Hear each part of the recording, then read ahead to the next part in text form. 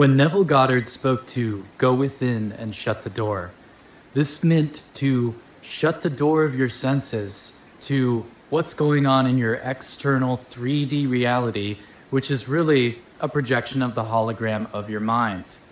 And that by ignoring the senses of the evidence of what's going on around you, what's going wrong, that is no longer the confirming evidence.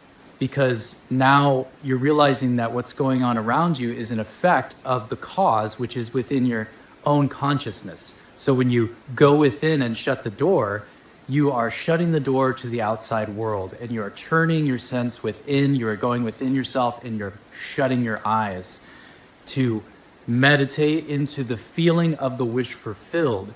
And when you do this, you go to the end state where it's already done. Past even the point of excitement, to the point when it's natural for you to be, do, or have whatever it is that you want. And you feel it, that it's already so. You bring yourself into a state of oneness within that state of consciousness. And then what starts to happen is you will start to receive a vision. You will start to receive divine downloads and inspirations and guidance coming from your higher self or from consciousness itself.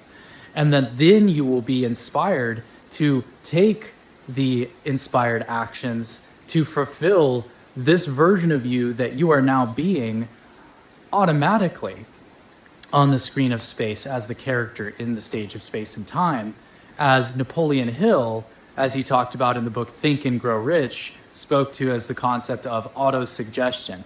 And this is when you change on the level of identity, you change who you are being. You change your ego identity as who you believe yourself to be, as amalgamation of your limiting beliefs, of your subconscious beliefs, and of your conscious beliefs. So when you reprogram your subconscious, what you're really doing when you change your beliefs is at the deepest level, you're changing your identity point. So when you're no longer identifying with the struggle, when you're no longer allowing the external 3D evidence to determine what your state of consciousness is going to be, you move from being a victim mode of consciousness to being a creator mode of consciousness. And this is when you start being able to script your reality, you start being able to visualize, and then you move past that into a channel state of consciousness where you step into a state of pure flow and non-resistance, where you are in the receiving mode. And then beyond that, you move into a state of oneness. This is living in the end. This is when all of it starts to come together.